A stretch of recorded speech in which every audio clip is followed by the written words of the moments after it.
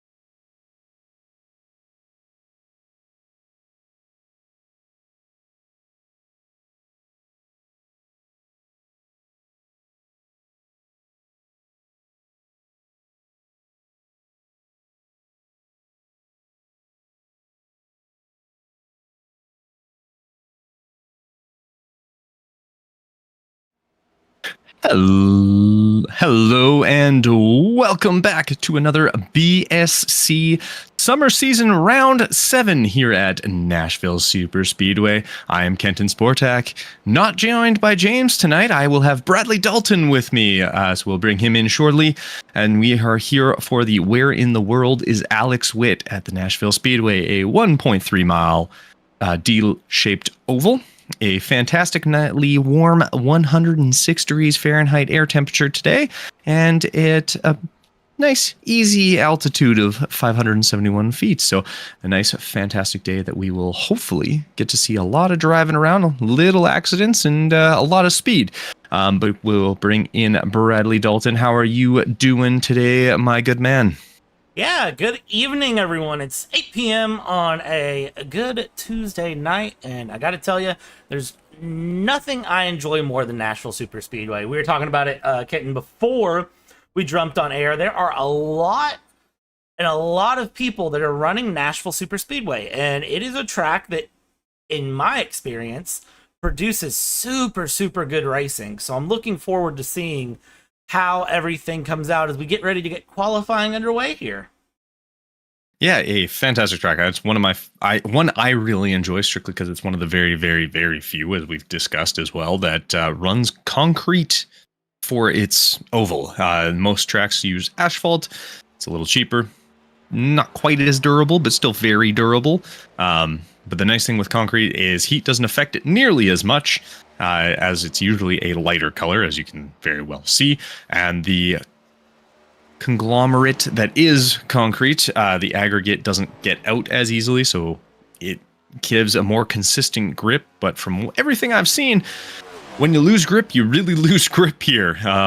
Concrete tends to not have as much of an ability to regain once you've sort of lost that, so that could play a factor coming into this one.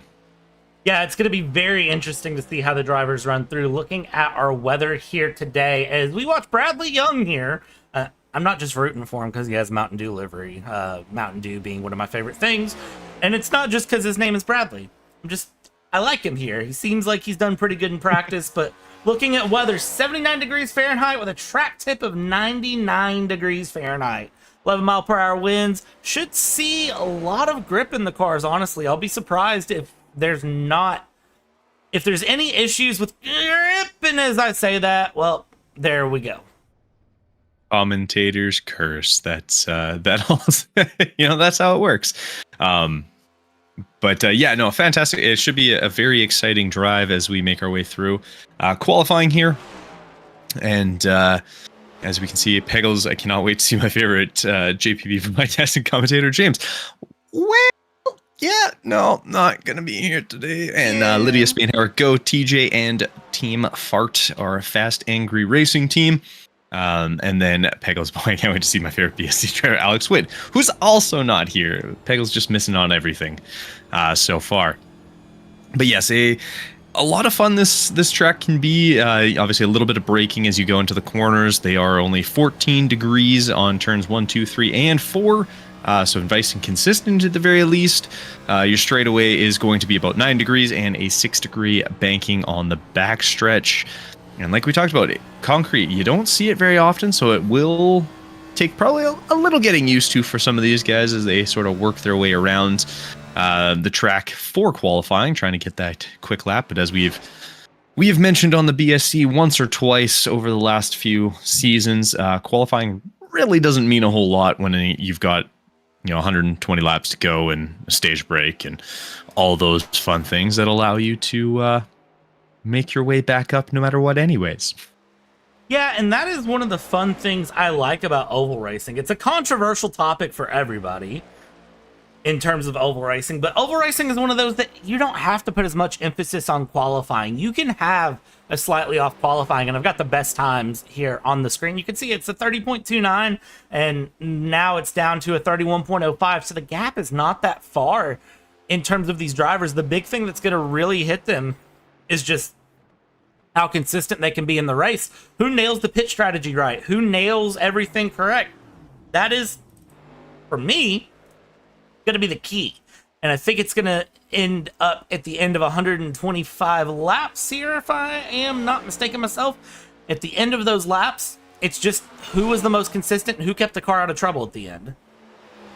Yeah, exactly. It's, survive, keep the car pointed the proper direction and out of other people's cars, and the last 20-ish laps, then you start worrying about placement and adjustments for those. But just being smart, being smooth. Nashville can be a little sketchy if you get on the throttle too early, but you really want to utilize as much of the corners as you can. As we see Noel Jackowitz there taking a very, very low approach going down on the apron into the corners there, but just being smart with the car. Get on the throttle smoothly, not too quick as you come out, so you don't spin the car. As we talked about, once you start to spin, it's very hard to recover. You're not going to save as many as you would on an asphalt track, but just means you got to be smarter during the race, not letting yourself get too loose there. Yeah, and I think that the drivers will do a pretty good job with it. And it looks like we only have one person who hasn't put in a lap yet. Actually, sorry, two people. Bradley Young and Anthony Rattle haven't put in a lap yet. But Noel here, jumping to the top of the timing tables with a 30.15, but 16 cars still separated by under a second. It looks like we're in for a good time as qualifying tunes in here. And I will get you pulled up the grid, sir. And we'll get ready for a little bit of action here at Nashville Speedway. Sounds fantastic. So with the top spot and taking pole, Noel Jackowitz, Christian Strader will take P2, Devin Cullycott in P3, Andrew Burrell in P4, Andrew Williams in P5. Armin Brusso with a massive qualifying up into P6, Nick Stockner in P7, Brandon McLaughlin in P8, Calvin Ross in P9, Seth Pegg in the top 10, Hunter Carlson in 11, Joshua Keith in P12, TJ Spainhour in 13, Joshua Kuhn in 14, Tom Kuhn in 15, Rod Sizemore in 16, Anthony Radel in 17th, and Bradley Young is taking in 18th. Will be very exciting. Yeah, I think this is going to be a good one here. 18 cars on, and I think everyone should be okay here. As the drone's kind of going around, you can see the banking of turn one here, and this is where I think turn one is really going to be the challenging part for most of these drivers. It's a very interesting sort of entry that you get into turn one, and if you aren't careful, you can have a very, very bad day here as we are getting set up on the grid. Yeah, you definitely can along those cars. It's especially the Cup cars. I find that they're a little harder than some like Xfinities or the trucks to save issues or to try and correct those issues. If you make one or two or three, four, if in my case, all of them. So I've had a break from ovals, so it's been a little while. I'm a little rusty now, but yeah, it does make it a little tougher just with their aerodynamics, things like that. But if you nail it, they're fast cars going through these corners, which can be a lot of fun. Only about one downshift. We saw guys going from 5 to 4 and then back up for a little bit on kind of the straightaways. But other than that, it should be pretty smooth. As Peggles also says, boy, I can't wait to see the season 10 most successful driver, Clint Halterman. He is just, wants to see everybody, but they're not here. And then Mr. Terry Spainhauer is in as well. Kenton, thank goodness you're back. Sounded like a Mary Poppins movie last week. We had James and Ewan, who are British and I believe Irish. So we've got myself, the Canadian, and I cannot remember where you're from, Brad. America, but, East Coast, yeah, US. in the States. Yeah, I was like, I don't know where exactly, but somewhere in the States. As the safety car has hopped off, and Hunter Carlson, hello. As we head towards our starting grid, and there we will be going green as we see Noel Jackowitz gets a great jump. Strotter not quite able to stick right beside. Cullycott does move up on the inside as Jackowitz actually was able to sort of cover him off. Cullycott taking into P2, Williams up into P3. Strotter losing a couple positions there on that start. Ooh, a little sketchy as we make our way out of turn turn two, into the back straight. As we see a few new shiny liveries as they drive around. Going through turn 4 right here, but we made it through lap 1, and no one's in a wall, so that's always a successful start to any race. Yeah, through lap 1, nobody's in a wall. We spoke a little too soon as Cullycott gets a little bit of help there, and by a little bit of help, I mean got absolutely in the background there. There is TJ straight down, and caution before we could finish lap 2. Does keep it out of the wall for TJ. Unfortunately, I believe that was the 083 of, I believe that's one of the Coons. I think that's Josh Coon. Yes, Josh Coon unfortunately it looked like he got a bump that sent him down.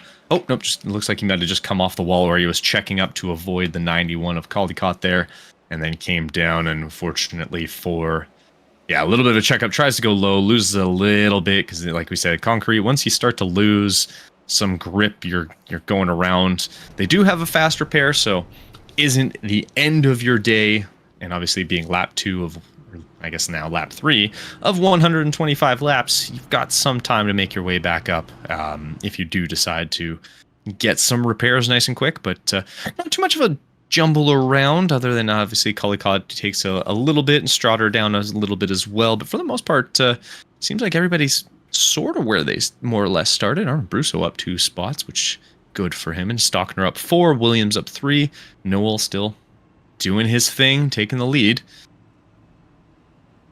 Yeah, it's... Oh, sorry, I was just going to say, and it does look like Spainhauer, Sizemore, and Radel all coming into the pits already, actually.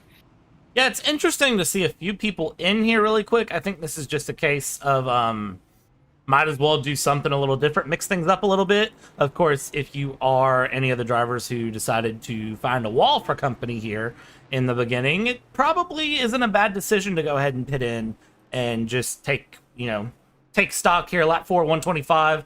First caution's in. It's a good chance to sort of mentally reset, get yourself together. You're not going to lose any time. And who knows, this may pay off near the end. Yeah, I mean, taking that little bit of extra fuel, and you can go a couple extra laps, maybe get closer to stage break, which is at lap 40. If you're able to avoid having to take a pit stop under green, if this goes green longer, or for long runs and stuff, then, that might end up paying off at that point, because you do get points for stage break. If you lead that, or I believe it's top 10 get points for stage breaks, so... We'll see. Now Pegels is just being a little bit of a chaos merchant with Dan Michel. I'm a little bit miss Dan. He'll be back though. We'll get him back at some point. Yeah. Yeah. Yes. Welcome back. I'm excited to be back too. I did miss y'all last week, but my work decided that we had to have a computer migration for some reason, and I got stuck having to oversee it, the whole thing. So that was 4 hours of fun. It wasn't at all. I'm gonna be real honest, that doesn't sound fun at all. I don't know. I mean, the nice thing was I didn't have to do anything. I had to sit there and just watch them do their stuff, but it was 4 hours that I would love to have back 100%. Yeah, I don't blame you at all. I wouldn't want to do it here, but yeah, no, not about that life at all. No, exactly. But it does look like lights are out on the safety car. I'm trying to see. Looks like, yeah, it looks like they're out. So we should be going green this lap here, as we'll see the fun safety car 90-degree turn that it loves to do. Because, oh, actually, it's pretty smooth here. Look at them go, finally figuring that one out. As we are about ready to go here, Barney got the green flag ready as we enter the Geico restart zone, and it looks like Noel gets a huge jump, is able to get a little bit of a gap between himself and Andrew Williams, and I believe that's Stockner riding driving in the is that the Dynaco? Yeah, and the Dynaco livery there with the little bit of a the Orange Wheel Racing guys seemingly having hopped over to all cars drivers now, as we have another yellow.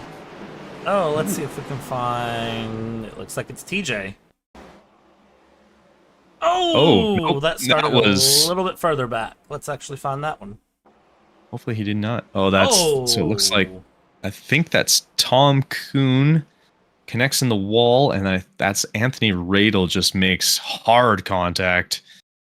Although either Tom Kuhn got connected to the wall, because it looked like his front end came off as well earlier on. So I'm not sure if he just hit the wall or if he had an incident. Hopefully, TJ did not use his fast repair already, but I guess we will see rather quickly here. It looks like he just came out of that corner, and unfortunately for both Brad and Spain and TJ, they just nowhere to go at that point. Yeah, that's unfortunate. It looks like they are into the pits here. TJ is in the pits, out the pits. It looks like Tom is in the pits, and I do see Anthony in the pits, and Bradley Young limping his way in here. So 4 cars in, and for TJ, that is his second pit stop on the night. So 8 laps in, 2 pit stops in, might not be where you want to be here. And it looks like we had some little moments after the fact here with Tom. So I'm going to jump back and see. It looks like it was just Tom trying to get his car back around and trying to get things going. That left front wobbling about, but he was able to get back going without too much of an issue here. Left front looking like me, my knees right now, just all wobbly and all over the place. So, yes, Brad Young, yeah, TJ looks like he did not use his fast repair on that first one, so was able to get in and then get back out and get going again. As he tacks onto the back, you can just see him there in that very bright rainbow livery. No interviews? Oh, I guess, yeah. Probably should pull some people for interviews at some point. Peg, Seth, yeah, that's James's job usually. I'm new. Yeah, I'm new. This is my first time. I'm doing a poor job here trying to assist you. Who that's all. Well, you know what? Actually, I'm trying to figure out how quickly we're going to be going green here. If the lights stay on for this one, I'll pull someone. But if they turn off, we'll bring them in real quick. I can snag somebody, I'm sure. I think I can move them. We'll find out. Should be able to. It's 1 to green, though. Okay, so yeah, we'll worry about it on the next one. Peg just wants to get interviewed. That's all it is. He wants to be chatted with. Anna McAteer. Let's go Orange Wheel Racing and grandson Andrew Burrell in the 121 purple car. Where is James tonight? He is in Spain, I think. He went for a trip on his favorite rocket ship and ended in Spain. So he is on a family vacation, I believe, at the very least. Yeah, I don't know that Spain is where I would want to be, but it's where he's at, so... It's a little warm, isn't it? Yeah, it may not be a good time, honestly. I don't know. That's just me, though. Yeah, I don't like hot. I melt very quickly. So I avoid those places, because, yeah, nope. But yes, we went from a full European cast for last week to a full North American cast for this week. Changing it up on everyone. Is anyone really complaining? Let's be honest.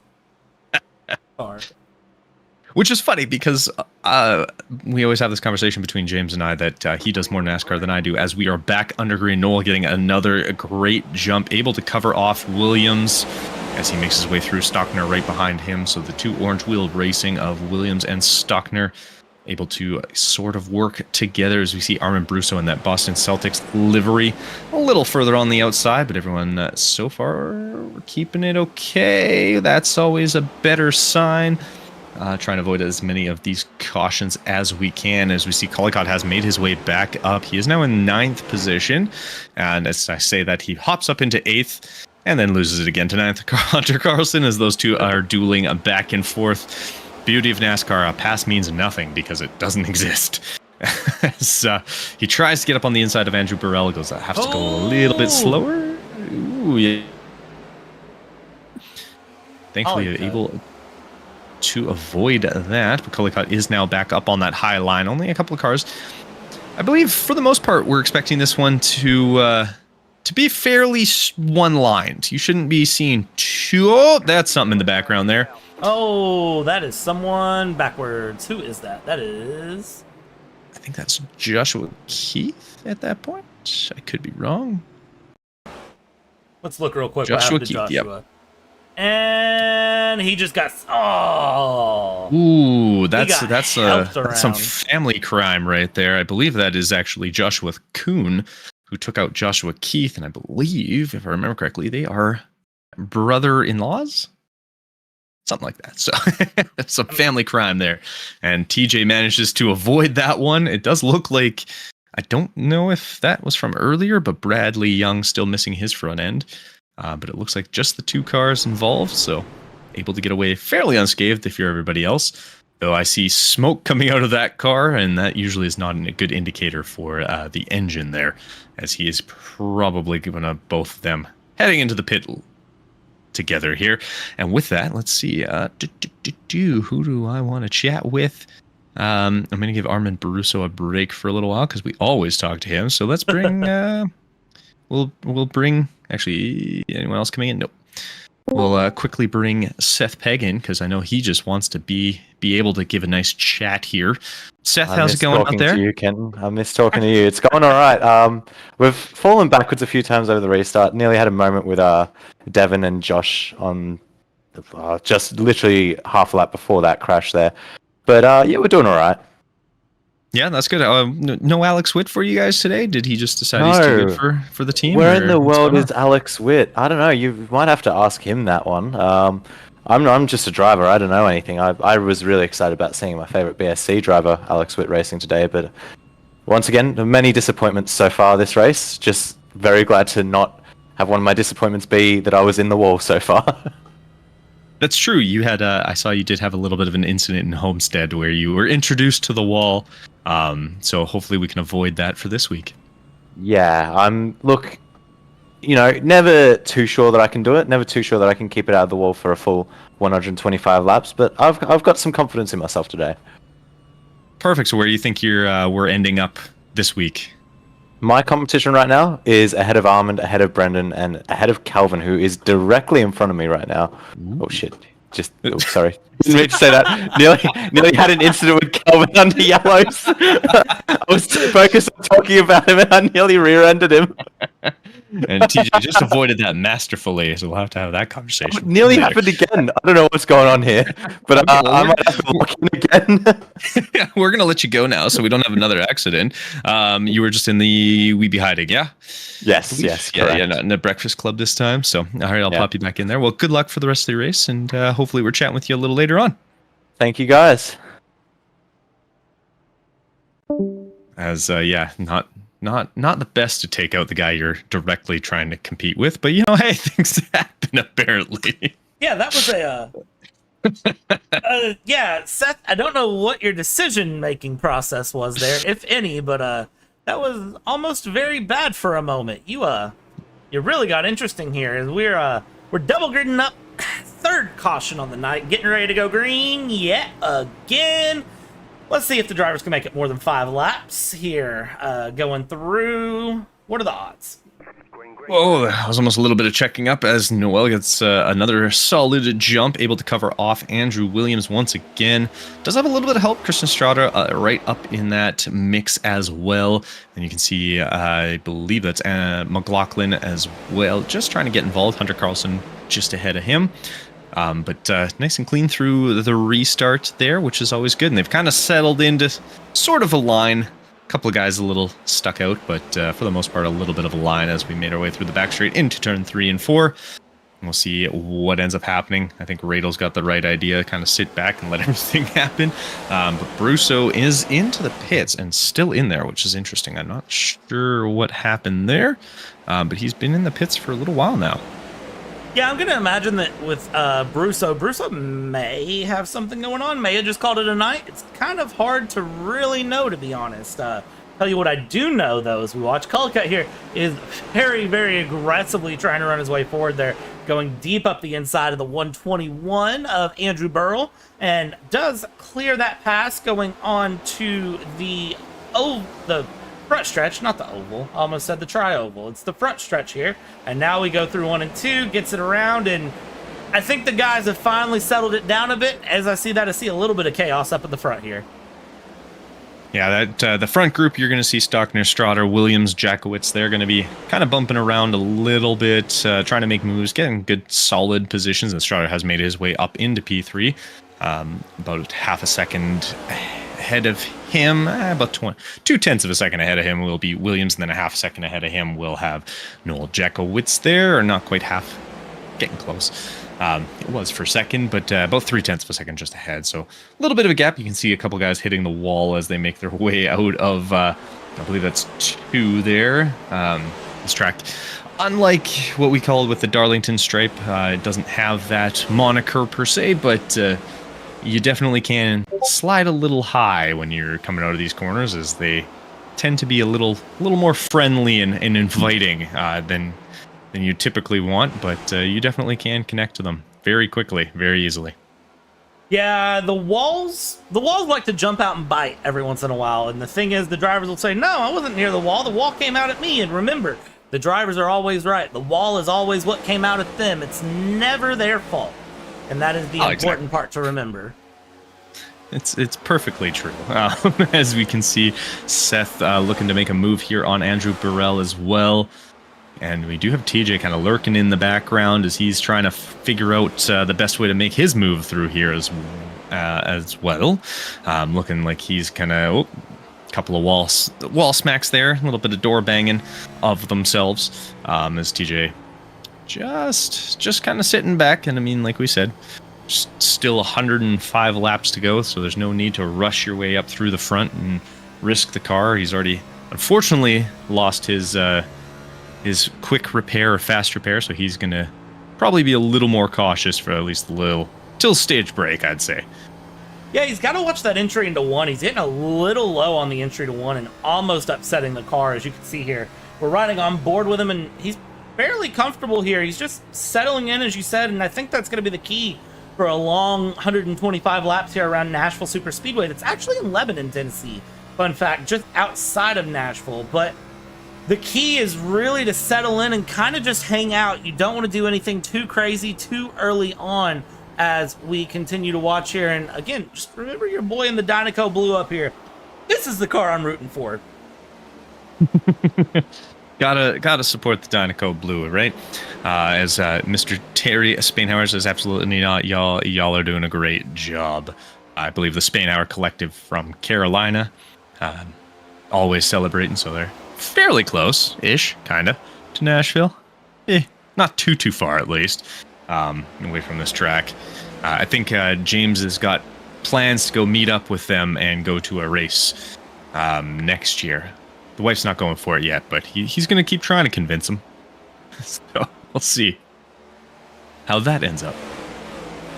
You know, I could see James doing that, and I bet James would have a great time with that, honestly. Just knowing how James is, but James would probably also enjoy that a lot more than he should. He'd have a good time, I would say here. The 121 trying to hold off the number 86, and that is Burrell trying to hold off Spainhauer. Spainhauer trying to put a very, very good pass there on the inside there. And TJ, I think, finally going to send that Camry around the inside. Can he make it stick through 3? That's the question of the day. Through 3, coming out of 4, and it looks like he does hold on to it there.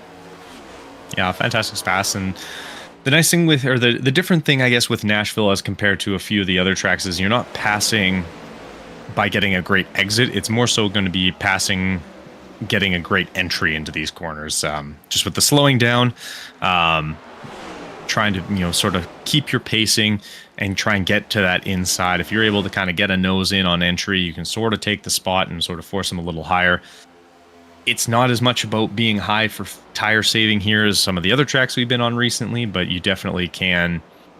So you definitely can push down low and sort of hold those lines a little easier without burning the tires too much. But obviously you're not going to get quite as great of an exit, so it's a little trickier, as we can see the little group of three here of Andrew Williams, Noel Jackowitz, and Christian Strader, all very, very close, and Christian still running quite well. I know he's, I think, fairly recovered from his shoulder injury, so you can see he's putting in some good lap times. I'm guessing, being here, that he's driving with probably 2 arms, hopefully, instead of the one he was driving for a few races. But this front group, sticking well, very close together now. Yeah, the front 4 are probably going to just keep swapping spots back and forth for a while. They're going to keep pushing each other and trying to just get each other to burn the tires out. Tire deck isn't a big concern, as you mentioned, but it can be a concern depending on how things go here. And so you're going to see, Kenton, as this race goes on, drivers are going to sort of shuffle around a bit. And this top 4 is all so close in pace and so close in skill level here, and just how they're running the lines. They've been able to move up, down, and do different things. So as we watch here, we're going to continue to see them sort of just rotate positions. They're going to do some time up front, and then they'll rotate back here as they look to just sort of, comfortably survive to lap 125 as we keep things moving here. And again, it's another position change up in the front as the number 7 goes up the inside. And Noel Jackowitz trying to kind of keep around that P2, P3 sort of area, as him and Christian Strader sort of working together, blocking out that Dynaco car as he's kind of been left to his own devices, but he does make a move up on the inside as he tries to get his way past Noel Jackowitz as well. One of the Nicholas Stockner, one of the other Orange Wheel Racing guys with Andrew Williams. So those two trying to get connected as they can to sort of start to work together as we come into 10 laps till stage break here. As I'm guessing, if anyone hasn't pit yet, which is a good chunk of the field, they're probably going to have to be looking at that fairly shortly. Not sure if they're going to quite make it. I believe they have 60% fuel, so it might be close, but they might also have to come in for a quick changeover, in which case some of these guys who have already pit and not had to worry too much as it was under yellow might be able to kind of snag a few extra spots going into the stage break. Yeah, there's probably a lot of fuel calculation and strategy going on all the way up and down the field. And if you're one of these guys in the front, your big goal right now is to make it to the stage break without having to make that quick splash and dash green flag pit stop. And I would not be surprised if we start seeing a lot of lift and coast coming from all these guys up in the front. They should make it. By my calculations, it'll be they just make it. By my calculations. And I've been wrong before, don't get me wrong. There's a reason I'm in the booth and not on the track. I've been known to be wrong on the fuel numbers. But we'll see how things go here as we are lap 32 of 125. And you see it's kind of split into a few different packs up and down the field. Yeah, nice and keep it nice and tight. As you can see, the 124 there, Nick Stockner, as he's dropped, not necessarily dropped back, sorry, gotten more connected up with Hunter Carlson and Brennan McLaughlin as this little 3-pack here. And then we've got our leading 3-pack of William Strader and Jackowitz. And then a little bit further back, you've got Ross Collicott and Peg all starting to work together as well. Brusso, unfortunately, 2 laps down. I'm guessing he had an issue in pit lane or had to deal with something. But he is still driving, which is good. He'll be hoping to get a couple of laps back as we see a little door banging out of Stockner and Hunter Carlson as they make their way out of into turn 1 here. And then McLaughlin kind of just eyeing up the leftovers, see what he can take advantage of as we make our way through it. And it does look like he's going to give a little bit of a push via draft to Hunter Carlson as he is able to make his way fully ahead of Nicholas Stockner now. Yeah, he's doing a good job of getting things moving around here and moving forward, and I think that's going to be your big key as the race goes on, is just consistency. You don't necessarily need to be the fastest, just the most consistent, especially when it comes to, we talk about fuel runs and different things of that nature here as we look towards the back with the number 83, the 083, and the 121 here, who are just running through Kuhn and Burl here, that are going to just keep things moving and grooving. And again, McLaughlin, not Scott McLaughlin, but Brandon McLaughlin here, running through in the number 81, again in that pack with Dynaco and Hunter Carlson there, who has a nice livery, I must add. A very, very nice livery that I do like it. I really, really like that livery on Hunter Carlson. It might be top 3, but the Reese's livery, I think I kind of have to give it up to. Yeah, I dig the Reese's Pieces. I mean, who doesn't love Reese's Pieces, really? It's fantastic. Fantastic extra treat, if you will, as Mr. Terry Spainhauer. The plan is to go to Martinsville. That's right. Yes, I was like, I can't remember where it was, but James wants to fly out and meet up and go to Martinsville Raceway. I think he wants to do a driving experience too. He actually wants to get to drive the track. They do driving experiences at Nashville, and I know we did a Nashville stream one time, and he was really, really, really, I won't use the term beg, he was very passionately requesting that people donate to support him in his goal to come to Nashville to drive a race car. A stock car. Yeah. Not a race car, a stock car. Let's get it correct here. Oh, yes, correct. The stock car. It's not a race car. I actually saw a funny a clip that popped up the other day of someone saying that if you were to put Max Verstappen versus Kyle Larson in anything but an F1 car, that Kyle Larson would beat him. And I chuckled. I was like, I don't know if that's 100% accurate. Max is pretty bloody quick in every vehicle he drives. Yeah, I don't know who thought to say that, but whoever that was, let's keep our motorsport opinions to ourselves, please. Don't get me wrong, I do really like Kyle Larson. Yeah, but I'm gonna disagree with that one all day of the week. As we go through, we should be hitting the stage break here soon. Yeah, should be coming up. I think we're going to start lap 40, so we should get the yellow coming up as soon as Williams goes past the start-finish line for lap 40. There it is. So that will be our stage break, so everyone will be able to make it at least 40 laps. So now we know for the second half of this race, before having to come in, but we'll see how many people have to end up towing right at the end. And yes, Martinsville is 1 hour away from the house for Mr. Terry Spainhauer. I think, yeah, and then he was going to stay with them as well, I think was part of the plan. So lots of planning going on. Not sure if the wife's on board from what I've heard, but he's putting in work, trying to make it happen.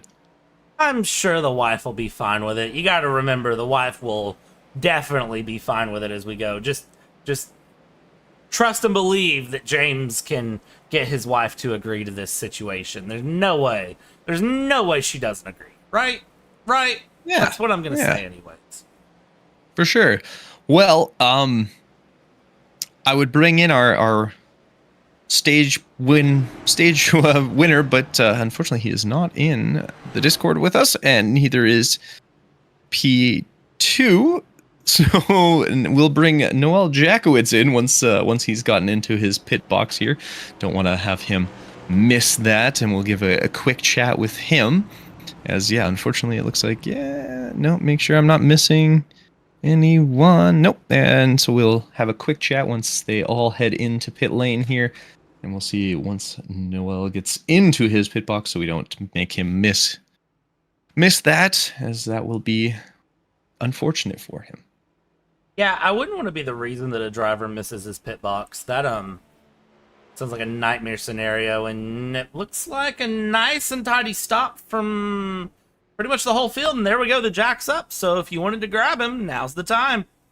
Yeah, we'll pull in Noel and have a quick chat with him, as he did finish in P3, and 1 and 2 are both too busy doing other things and ignoring us. So, Noel, how did it feel in that first stint there? First off, shame on them for ignoring you. Right, I felt good. The cautions threw a bit of a wrench in there. We tire wear is pretty big here, so it was really a gamble. And last time we were here, it worked out really well. We got a stage win on tire wear, but cautions made it so you could basically a hot lap till the stage there. So, but we got the pace, and it's fun being up front. Okay. Yeah, it looks like you're having a good old time, kind of hanging around with Strader and Williams as you guys all stay nice and close and rotate through, which has been a lot of fun. And more importantly, no issues, no real problems at the front, which is always good. Yeah, we'll hope to keep it that way. We'll see if tire wear comes into play and get some green flag stops and have some more fun. You expecting to get some long green? I know everyone's hoping for it, but you think now that everyone's sort of calmed down as we've made our way through the last few laps, I think it was about almost 15 there. You think it'll be a little calmer through the rest of this race? I think so. We've had a pretty good track record the last couple of races, just shaking off a little at the beginning there, and hopefully this will be it. But one or two along the way, that's okay, but we'll keep them to a minimum and have some fun. Sounds good. Well, I'll hop you back in to your group here, and hopefully you have a fantastic rest of your race, and hopefully we're chatting with you a little later on. Yeah, sounds good. See you guys. All right. Yes. So Noel had himself a fantastic little start to the race. Is Strader back into the pits? Is that what I'm seeing on the timing table? Think Yes. so. No, I don't know why. There. Yeah, I was like, why is it saying he's in the pit car or the pace car, but he's not in the pits. I just it popped up as he's in the pits, and I was like, oh, that's not correct. I hope. Otherwise, he just gave up a lot of time for no reason. But Strader able to jump Andrew Williams in pit lane as he had about a 0.4 of a second faster pit stop there. So nice little jump for him as he's able to take over in P1, and he'll have his teammate in Noel Jakowitz right behind him, and Hunter Carlson not far back either. Yeah, and I think the big key for that is, being in a good spot, having teammates nearby, and now it's just about running. And also, have you noticed that Young does not have his front bumper? I had. I don't think he actually got it repaired after the incident with, was that Anthony Radel early on there? I'm guessing he's hoping he's not as much of an issue, or he already had used his fast repair, so he's kind of just said, meh, whatever, and kept going, but he seems to be not too far off. I mean, obviously last laps aren't going to really tell us a whole lot, but his fast lap isn't too far off most. He's still in the 30 seconds, and yeah, we'll have to see how that affects the rest of this race, or if he's just kind of hoping he can get away with not needing one. Yeah, and I think maybe it's a combination of the two. Maybe it's just running at this point and seeing what happens, just wanting to hold on and be there at the end and just, see if we don't have another big incident. But as they come around, they're going to hit the restart zone, and we will be backing our way from the stage break, lap 45 of 125 here.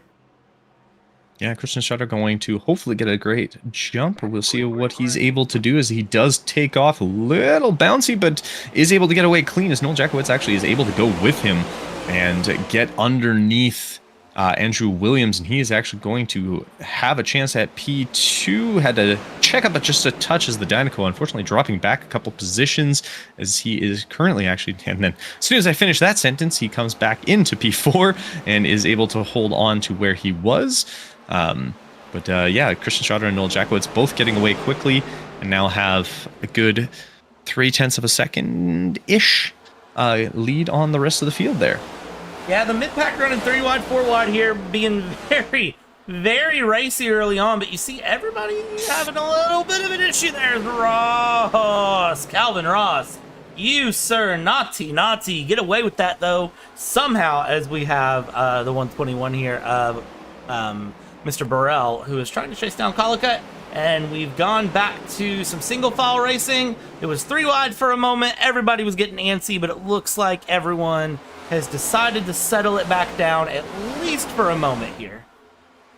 Yeah, at least for now. We'll see how that continues as Williams trying to make a move up on the outside of Noel Jakowitz. Not the easiest spot to try and get past someone on that outside.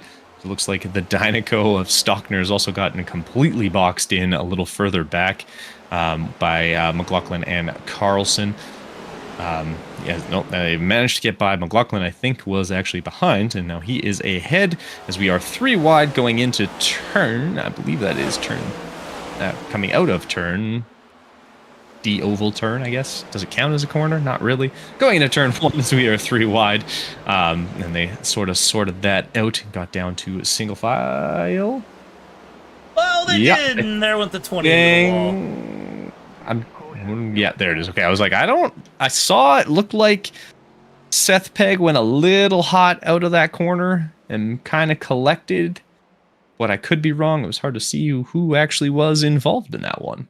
Yeah, and I don't like rewinding things, but I don't actually have a trigger for what happened there. So it looks like it's the 20 and the 91 here. The 20's high, and the 91 just slides up where there's not room. Actually, I don't even know if those made connected. I think the 20 just kind of hits the wall. It's hard to see from that angle, but it looks like the 91 was very close if he didn't make contact, but maybe a little bit. But I think the 20 was already, I think Calvin Ross was already a little loose. Yeah, he actually, he makes contact and bounces down into the 91. He just, unfortunately, I think. That was a weird one then. It was a very odd, yeah, I was like, that looked kind of weird. But I think the only person who took any real damage is Calvin Ross. He is going to hop in, and Anthony Radel just behind him. Armin Brusso is going to be very happy, as I think that will actually help him get his lap back, as he should get the lucky dog. Be able to fire himself around as well. Yeah, I'm going to guess that Brusso will be very, very happy with where Brusso finds himself here. Will get himself into the lead lap with the number 21 running the Your Mom's House podcast livery. I like that he's supporting his podcast of Your Mom's House. That's actually pretty cool through as he goes in and gets service. But up at the front, it is the 29, the 95, the 7, and the 32, which has been the story for a while. Will continue to be the story. Only car that really we haven't seen get back up front that was up front is Mr. Dynaco himself. Yeah, Nick Stockner having a little bit of an issue. I think he kind of got boxed out a little bit by Carlson and McLaughlin there, and they were able to get by him because at one point he was very kind of stuck. There was nowhere for him to go. He couldn't go down, couldn't go forward. He was kind of just there, and I think that allowed McLaughlin to get by as well. And Mr. Spainhauer, look at Brad without front clip hanging with them. Go, Brad. Yeah, he's doing well. He's up into P11, still has no front end, and it's impressive. Impressive for sure. I would assume they would have just big sheets of duct tape they could have just slapped on as a front bumper, but what do I know? I stick to my my GT3s, so don't spend a lot of time in my NASCAR anymore. You see, I don't know what they would do in that situation. I feel like probably you'd have a crew member come out there and just kick the car a couple times, round off the front of the hood, and say, you know what, it'll do. It's aerodynamic enough, and send them back out. So, yeah, these are definitely not GT3s in terms of their durability, their performance, and their tolerance for abuse. A beating. Yes, I've seen a few of those videos of guys basically body slamming the hood just for it to get back into position and things like that. So it's always entertaining watching a mallet come out and just start hammering away, pull out the Sawzall and cut off parts. Whereas like an F1 car, if you look at it a little funny, it just stops working altogether. So very, very drastically different than a lot of the typical style of cars we're used to seeing in most motorsports outside of stock car racing. Sorry. Yeah, it's I like it because it feels like NASCAR you can get away with sort of just roughing it a bit more if you think about it. It's kind of one of those like, do you want to camp in the 5-star RV and have a hotel nearby that you can go to if it starts sprinkling a little bit, or do you just want to go out there and build your own tent with some fabric and a couple of sticks and make it work? NASCAR is the fabric and couple of sticks option, as we are 1 to green here, and the 95 and the 29. The question for me becomes, out of the front two, who gets the jump this time?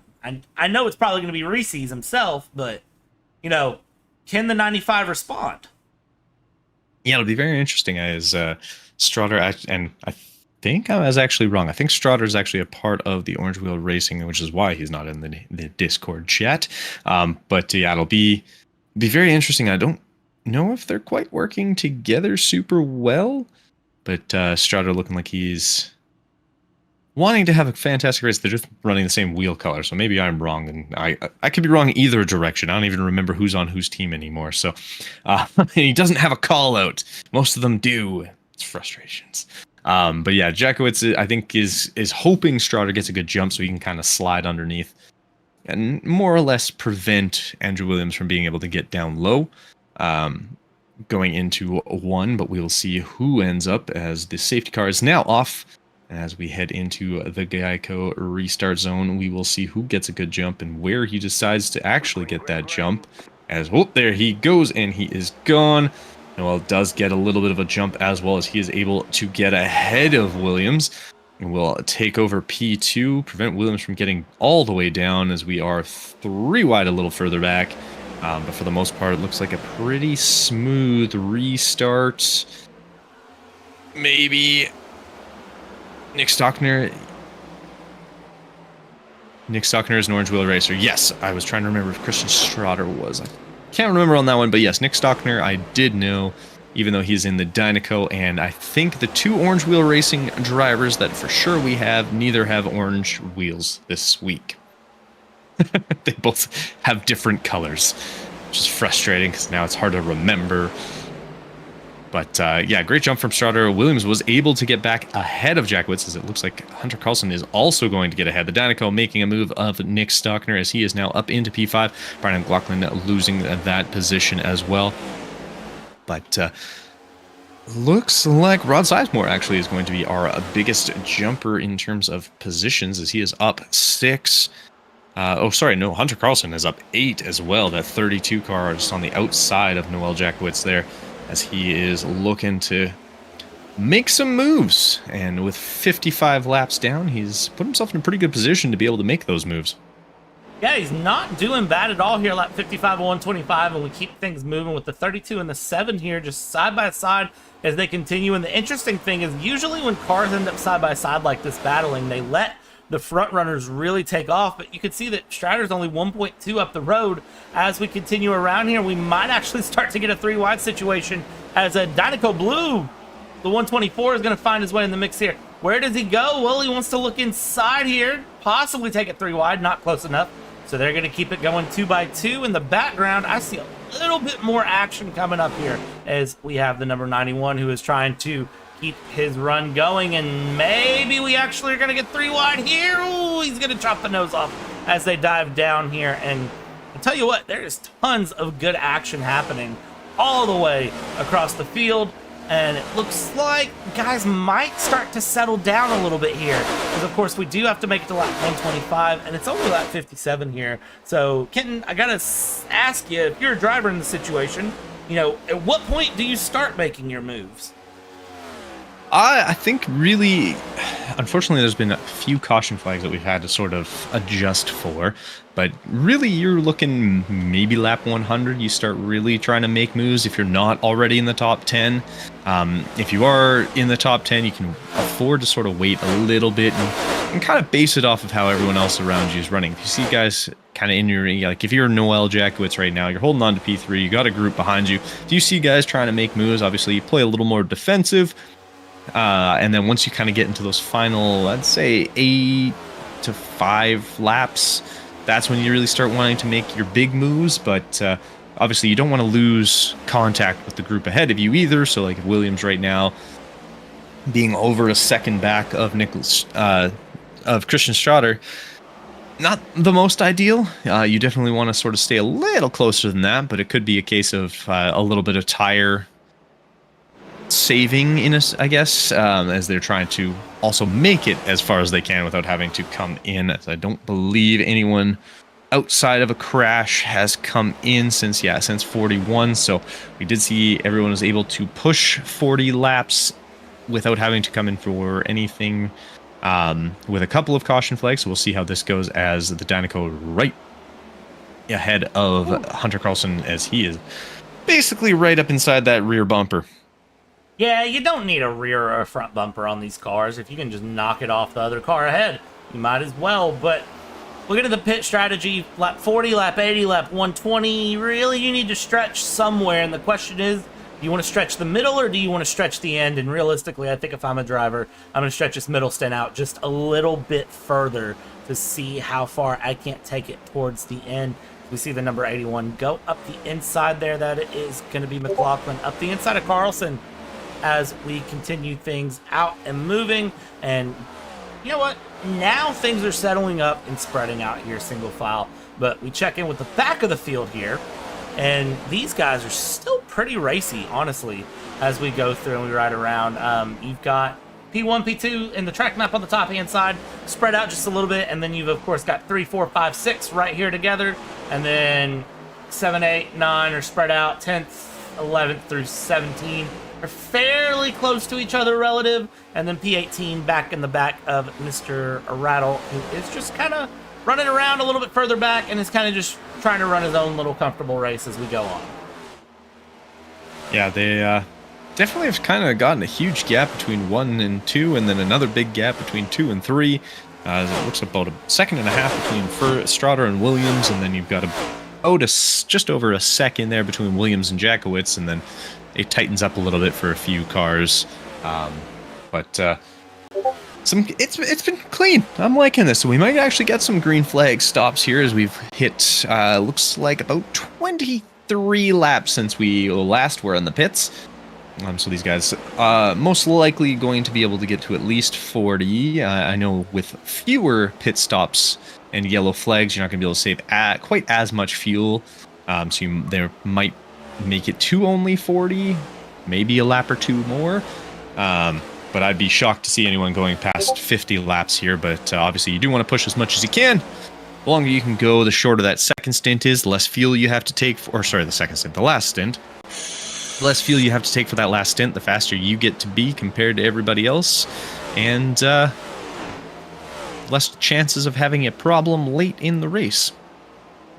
Yeah, a late race problem is always the worst, honestly, because it's one of those, like, you go through and you ran this whole race, you've done this whole run, and then all of a sudden it's just taken away within the last 10 laps, last 15 laps here. As we see Dynaco trying to make a move up the inside here, and it looks like actually possibly making it stick. Not yet. We're still 2x2 as they come around here. And can that 124 of Stockner land this move? Doesn't look like at the moment, but he is there. He's challenging. He's going to defend a little bump draft, actually. And now we run down into 3, and he's going to just settle it in single file. Yeah, it's smart moves. I mean, he's trying to take the opportunities given to him without trying to force an opportunity, and that's 90% of how you survive an oval race. Is if there's the opportunity, don't be afraid to go for it. But if it's not there, or if you're not able to fully make the move, there's no harm in backing down and trying again at another opportunity. So it's not like this is single file race day, so you do have options, but yeah, being smart about them, trying to take calculated risks, I guess is the best way to kind of say it, in a way to make sure your car's in one piece once you hit the finish line at lap 125 and not sitting in the pits watching the rest of the race go by. Yeah, I've been on both situations of it, and it stinks either way. And yeah, I wouldn't want to be a part of it here.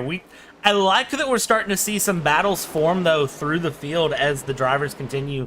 We're seeing things really go through, and I like that it's battling all the way through the field. It's not necessarily just the front battles. There's also these battles here in the back that are continuing to develop and move on. So it makes the race interesting regardless of where we want to watch, because you can see that the cars are still fairly close to each other and continuing to push and make moves as we watch here. Back in the back, they're single file. Up at the front, they're trying to get the pass done here as we see them fly down the backstretch. And there we go with that Dynaco car around the outside. Finally gets the pass done. Stockner does, and now he can settle in there and try to focus on getting into the top 3. Yeah, it looks like they lost a little bit of time to P3 there, and Noel Jackowitz, that little battle between Carlson and Stockner.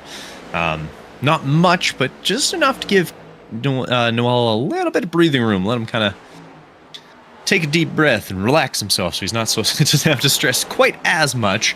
But you can see Hunter Carlson not really willing to give it up clean as he is fighting his way as we see the Dynaco make contact with the wall. Nick Stockner taking a little bit of rubbing. Starting to lose some paint on that outside, but it does look like Brendan McLaughlin able to swap spots with Hunter Carlson as he is able to get just ahead as these two are going to try and work together. As we can see Nick Stockner sort of taking off, trying to hunt down Noel Jakowitz as well, as Strauder still holding on to that about just under 1.5 seconds now, but tires looking like they're starting to fade for some people here. Christian Strauder's best being a 29.9, now running about 30.6, so not picking up too much speed as tires are starting to wear a little bit, but we are only on about 30 laps worth of wear on these guys, so we should see these guys probably still another 20 laps-ish at most. Yeah, and I thought it was interesting there to hear that the tire deg is kind of more than I expected it to be. I really didn't think tire deg would be a huge issue on this track. I really was expecting it to be a little kinder to the tires and not really give up as much time, but I mean, we've ran since lap 41 here and we have lost over a second a lap so far from everyone's pace. Everyone's slowly falling off of that wonderful little horse that is the race pace, and it's dropping back. So as we continue through, things have now gone into sort of a single file little trance here with lap 75 approaching of 125, 50 laps to go here. And really at this point, everyone just needs to keep it on track, keep it straight, and we will see here what happens in 50 laps. Yeah, it's tire deg being as big as they kind of said it was. I'm curious if anyone comes in a little early, hoping to kind of outlast. If they really feel like they can make another set of tires last a little longer, being a touch back, but most are trying to pull off the big undercut. But we'll see sort of how it ends up playing out. I think mostly it's going to be try and push as long as you can, make that final stint as small as you can, just to kind of keep those tires as fresh for as long as possible. Obviously, the less time you have to put into that final stint on those tires, obviously is going to help them last just that much longer for you. Yeah, and I'm curious to see when we start seeing some green flag pit stops here, and if we get another caution. Honestly, that's what I'm really interested to see, is if anyone decides to gamble here with a green flag stop, and then if they do, and then we randomly get a caution, how that affects things. It's we're in uncharted territory here, because of course we had all of the cautions early on that mixed things up, and now things are just very, well, I don't want to jinx it, but they're very just together. It's very single file, everyone running their own race, kind of holding on. I don't see anything too wild happening, and we'll see, again, as we get down to the end, at what point do you decide to pit? Yeah, that'll definitely be a big question, as we can see that he quietly did it. We didn't really see much fanfare, like nothing messy, very smoothly done, but Collicott has hopped his way up into P6 now, as he kind of didn't come from nowhere, but slowly has made his way back up after that incident very early on in the race, as I believe he had connected to the wall and dropped quite far back quite quickly. That was our first caution, but he is back up into P6 now. Now fighting with Hunter Carlson as he does get the inside as they exit the turn there, heading into turn 3 and 4. And it looks like he has made that pass happen. So fantastic driving out of them, as they've kept it all very, very clean so far, which is always good. Yeah, the big thing that you don't want to see at this point, we kind of hinted on it earlier, that you don't want to get now, like, near the end and lose out on your race and, have someone take you out or anything really bad happen. You just want to kind of be running at this point and be nice and smooth. And that's typically what you see deeper into a race, is everyone calms down at least until about the last 10 laps or so. And then, of course, that's when the real action begins to pick up. But as I say that here, you see that the number 81 is dropped way back here and is going to fall a couple of places, as these four here in the middle decide to start mixing things up. P5, 6, 7, and 8 on your screen respectively here. and they are going to mix things around, get a little bit of action going here because they want to give us some entertainment here. Lap 80 of 125 on the books here, and second verse, same as the first. It's just continue to tick off those laps as we go. Yeah, definitely been pushing quite smoothly, which is always fantastic. But yeah, might be a case of Hunter Carlson and Brennan McLaughlin pushing a little too much, a little early, and that's caused them to kind of start having some tire deg issues, as we've seen. Yeah, Collicott able to kind of just drive straight through. Andrew Burrell starting to make his way back up ahead, as well as he was a little further down, and he's now got himself back up into P7, as I believe he's actually still 3 positions down, but he was also involved in that first incident that put him further back with Devin Collicott there, as they are making their way onto lap 82. So we have now hit 40 laps since our last pit stops.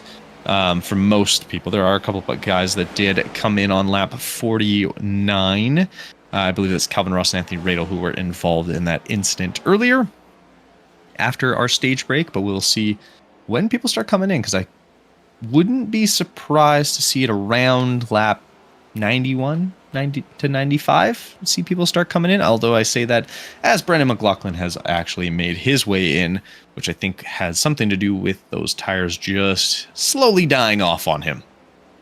Yeah, we've hit lap 80 now, or lap 83, which means by the math, if he's gone 43 laps, and you add 43 to 83, it is going to put him at lap 126 of 125, so possibly a gamble there for the advantage of fresh tires and track position. We'll see how things work out here as we check in with our race leader. 1.7 seconds up the road here from the number 95 of Williams, and is just continuing to run consistent laps, which is really all you can ask for as the leader. You just need to be consistent and smooth and have no sort of, big issues, no big challenges. Don't do anything to mess up your own race, and you're in a pretty good spot. But when does the race leader decide to pit? As we have Williams has decided to dive in here, and Stockner. Yeah, Williams and Stockner, them being both part of the Orange Wheel Racing crew, hopping in to quickly get each other, or to work together as they come out, which is always a smart idea. And pitting under green flags, we do talk about this every once in a while. Always better to go in small groups. You lessen the likelihood of contact, getting into each other. It allows you to exit the pits nice and smooth together, and you can, sort of work with your group and prevent the chances of spinning out damages and all that kind of fun stuff. Once you get those groups of like 6 or 7, that's when you have problems, because people start slowing down for the pit entry line and getting down to speed. And that's when they start running into massive issues, because it kind of creates an accordion effect. And that's what you don't want, as we can see. Whoa! Not sure he got down to speed in time, but Spainhauer, a very spicy way to enter pit lane there, but kept it out of any walls, which is always good. Yeah, that's really what you want. We'll know if Spainhauer had any issues here as he goes to stop, and if he stops and then has to sit there, well, then we know that he had an issue. Does the car come up? It does, so kind of got very, very lucky there, I believe, honestly, as we go through. Carlson, now your race leader in that number 32, and is just continuing to run pretty as you please, while it is 7.5 seconds the gap to Calvin Ross. And Calvin Ross slowly closing that gap, I say, with a big question mark behind that, as we wait for pit stops to continue to cycle. You've still got your top 6 that need to pit at the moment. Yeah, and then for Calvin Ross and for Anthony Radel, they both did pit on lap 49, so they're going to be able to push it just a little bit further than the rest, as Seth Pegg is on his way in. But yeah, Ross and Radel, they were both in on lap 49, so you wouldn't expect them till probably 95-ish, most likely. But we'll see what they decide to do, as they are going to be able to push that just that little bit further. No!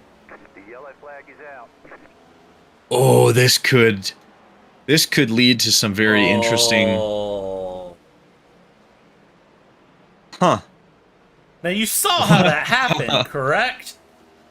He just lost it. He wanted to go Clipped on the the pits apron? and completely missed it. Yeah. Misjudged. You gotta practice your green flag pit stops, kids. you've got to practice them when you're going to be on a long run. You never know. Oh, that's gonna. Oh, look at this. Oh, okay. That is the risk you take. Yeah. Because now, is he going to be able to slip in? Oh, he is going to. Carlson. So Ross and Kuhn are now both in. Hunter Carlson is in. So they're actually going to be able to get out and still actually have the lead. Because everyone else Is a lap down.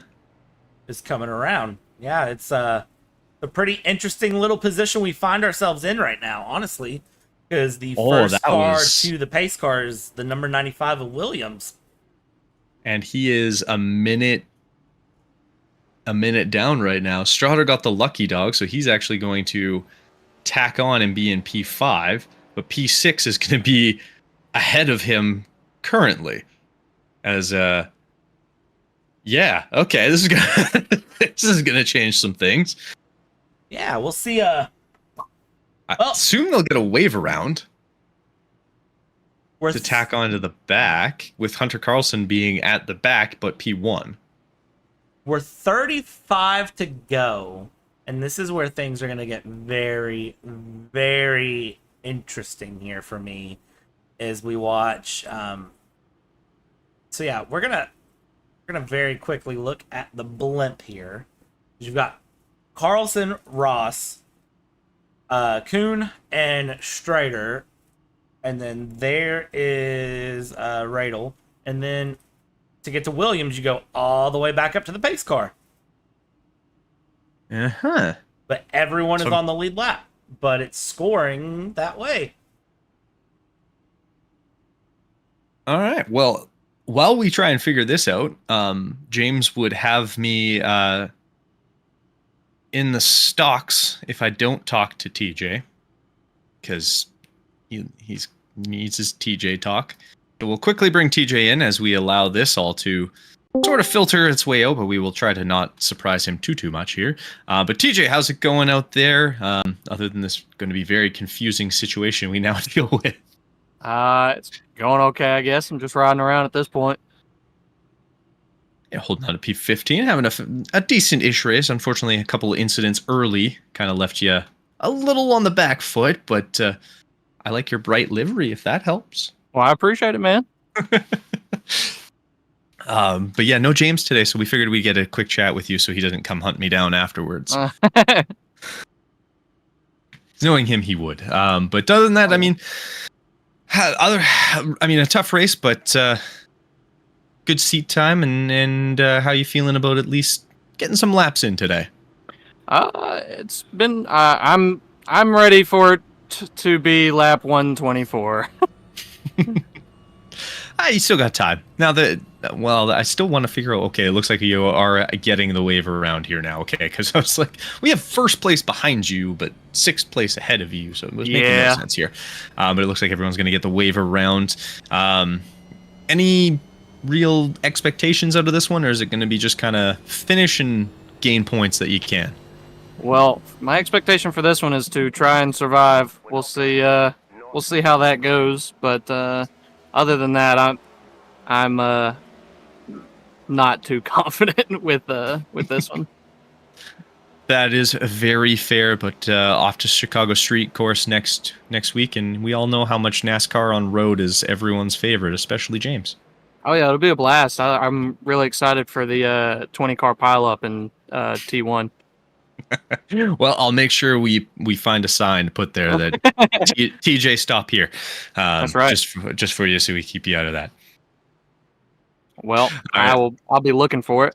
Perfect. But we'll get you down back into your Fast Angry Racing Team discussions and let you go. And this way, like I said, we chatted with you, so James doesn't come after me later. All right. Well, I appreciate it, man. All right. Have a good one. You too.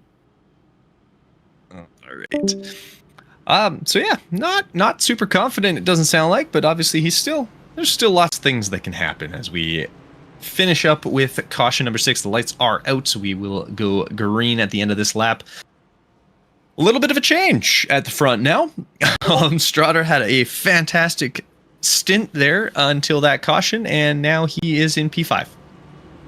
Yeah, he's in a very, very good position, honestly, to be, nice and comfortable there, and kind of really lucky. Let's be honest here. Kind of really, really lucky, and we'll see. Again, it's the risk sometimes when green flag stops. We got the field circle back around. Everybody's in the positions they should be in here. No weird Formula One, let some cars by, other cars not by. And we'll get ready to go green here. Lap 93 of 125. We're going to the dying stages of this race. And the question becomes, where do you really want to be when this race gets green? Yeah, it's going to be very interesting, although it's oddly single file. Looks like it is for everyone that got waved around. That's a weird one. Yeah, that's new. But as we do go green, as we exited the Skyco restart zone, Hunter Carlson does get a little bit of a jump. Calvin Ross on his outside, though, does get a little bit of a nicer jump. Williams looking to make up some moves, as is Anthony Radel. Looks like Christian Strader got a little sideways, but it looks like... I think that was Kuhn who actually got Thomas Kuhn who got a little sideways, who was a lap down. As it looks like, yeah, he has dropped to the back there. I think he was, it looked like it was his car. It looked like the American flag that I saw that got a little spicy, but now, unfortunately for Christian Strader, he has a lot of work to do in these last 30 laps as we make our way through, as Calvin Ross, and Josh Kuhn fighting it out for P1, which a little different than how it looked about 6 laps ago. Yeah, but that's the fun of NASCAR, and we've talked about it. And sometimes NASCAR just sort of mixes things up, and you end up in a weird position you didn't expect. As we keep things moving, the front of the field is being very, very racy here. As you see that bright green number 95 of Williams there going up the inside. Woo! There's a lot of things happening in a lot of places, and the Home Depot number 20 of Calvin Ross is going to be running up the high side. It looks like he tapped the wall, and he was trying to just keep it together, but look back up at the front. This is the big mix-up of racing that we needed. We needed to see a little bit of action come along. And number 21, keep it up. Don't wreck anyone, please, as we keep things going here. And I tell you what, the front of the field has gotten very, very racy here. I think some people smell a victory they didn't smell about 10 laps ago. Yeah, I mean, Christian Strader, he's got it, and Williams, they've both gotten back up to P1, P2 and P3. Joshua Kuhn holding on to P1 so far, but he's definitely under threat of Andrew Williams as he looks to the outside just a little bit and then decides against it. But we'll see as Christian Strader comes screaming up on that inside and is now right behind Andrew Williams there. Hunter Carlson now into P4, but having himself a fantastic little race as there we go with Andrew Williams ducking underneath Joshua Kuhn, and looks like Christian trying to sort of make the same move, but unfortunately not quite able to get underneath. So he tucks in and tries to use as much of the draft as he can, but we have a yellow flag a little further back. I think that might be Calvin Ross. Yeah, it looks like Calvin Ross getting involved. Oh, and Hunter and Andrew Burrell as well. Let's see. The number 91 helped him around. Just nowhere for him to go. Ooh. It looks like Bradley Young gets connected as well. I'd have to see who moved first on that one. Where does Andrew get involved in this? Let's see if we can find where Andrew Burrell comes in. So he dives low and just gets just slightly clipped or turns and and then he gets rear-ended.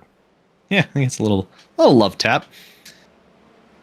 Yeah, I didn't see if it was a case of Calvin Ross moving up. That tire's not supposed to be pointed that way. Calvin Ross moved. And then Collicott really had nowhere to go. He's up against the wall, unfortunately, and Brad Young gives him a nice little smack on the front as well. But that'll once again change some things around, as we'll have Williams followed right behind by Kuhn, and then Strader, Carlson, Radel, Jackowitz, and Stockner. So Once again, a little bit of a change, nothing too crazy, but that should actually allow, I think, Russo is going to get the wave around again. Look at him getting all lucky over there. Yeah, actually, he I think this puts him back on the lead lap officially. So 25 to go. You never know. If you've just been running 1 lap, 2 lap down, and all of a sudden you get 2 wave rounds, you never know. He could be in a position to win it. That's the fun of stock car racing. You never know how things are going to end. Oh yes, I did the Daytona 20 or the Daytona 500 a couple of years ago now. I didn't do this year's, but the year before. Started on pole, ended up 5 laps down, somehow managed to get my way back to the front, and then got taken out again. Didn't make it to the front again. But yeah, things change very quickly in stock car racing, and whether it's good or bad, it can happen fast. I think it can happen fast is the simplest way to phrase that. You can you can go from the best day to the worst day in about the series of 2 corners, and that's just the nature of the beast here. As you know, I think we have at least 1 more lap. We're now officially within 25 to go, though. And what does that mean? Well, the 25 to go counter is up, and we are gonna start seeing drivers get real antsy as 25 to go is up, and everybody wants that win. Yeah, it's gonna get a little snuggly over the next little while as guys try to make moves, get nice and close to each other. A couple door bangs here or there, but we'll see sort of how it ends up playing out. But this will be interesting having Williams right ahead of Strader now, or Christian Strader now, as Strader was having absolutely flying laps in that last stint before the tire change and the pit stop and the caution and everything. So we'll see what ends up happening there. As I'm sure there'll be a little bit of a tweak, a little bit of a change, but hopefully everything stays correct and safe. That's all we want. Yeah, it's gonna be fun here. We'll see if anyone can, really wrap it together here as the pace car comes off, sir, and we are gonna be back. Oh, a little bit of bumps already from the number 29. Just love taps. Rubbin's racing, right? So Exactly. Green flag. Williams gets a fantastic jump. Strader as well, as they are clean clear, and we are 3 wide just behind them. That always ends well. In iRacing, where net code's not at all a problem.